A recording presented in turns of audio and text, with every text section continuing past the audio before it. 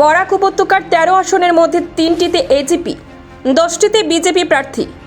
সংখ্যালঘু অধ্যুষিত কেন্দ্রে টিকিট নিয়ে জল্পনা। আসন্ন বিধানসভা নির্বাচনকে সামনে রেখে বরাক উপত্যকার রাজনৈতিক সমীকরণ স্পষ্ট হতে শুরু করেছে। 13টি আসনের মধ্যে মিত্রজোটের শরিক দল অসম গণ পরিষদ 3টি আসনে প্রার্থী দেবে বলে দলীয় সূত্রে জানা গেছে।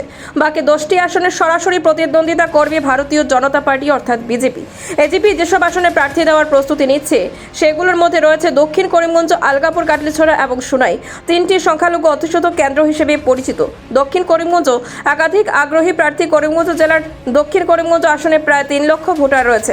সম্ভাব্য প্রার্থীদের মধ্যে এজিপির রাজ্যিক কমিটির কার্যনির্বাহী সদস্য ও আইনজীবী দায়ান হোসেনের নাম শোনা যাচ্ছে। এছাড়া জেলা বিজেপি সংখ্যালঘু বোর্ডের চেয়ারম্যান ইকবাল হোসেন এবং ঠিকাদার কুদ্দুস আহমেদের নামও আলোচনায় রয়েছে। তবে দলীয়ভাবে এখনও আনুষ্ঠানিক প্রার্থী ঘোষণা করা হয়নি। আলগাপুর কাটলিছড়া সমষ্টিতে ডিলিমিটেশনের পর নতুন সমীকরণ ফুটে উঠেছে। ডিলিমিটেশনে প্রক্রিয়ার ফলে হাইলাকান্দি জেলার আলগাপুর ও কাটলিছড়া মিলিয়ে নতুন আলগাপুর ও কাটলিছড়া সমষ্টি গঠিত হয়েছে। এই আসনে এজিপির রাজ্যিক নেতা কমরুল ইসলাম চৌধুরীর পাশাপাশি বর্তমান বিধায়ক নিজামুদ্দিন চৌধুরী ও জাকির হোসেন লস্করের নামও সম্ভাব্য প্রার্থী হিসেবে আলোচনায় রয়েছে। দলীয় সূত্রে ইঙ্গিত মিলছে যে রাজনৈতিক অবস্থান পরিবর্তনের সম্ভাবনা নিয়ে আলোচনা চলছে, যদিও এ বিষয়ে আনুষ্ঠানিক ঘোষণা এখনও হয়নি। কাছাড় জেলার সোনাই আসনেও এজিপি প্রার্থী দেওয়ার প্রস্তুতি নিচ্ছে।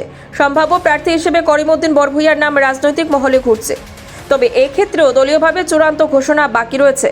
উত্তর করিমগঞ্জের নজর, উত্তর করিমগঞ্জ আসনে উল্লেখযোগ্য সংখ্যক মুসলিম ভোটার রয়েছেন।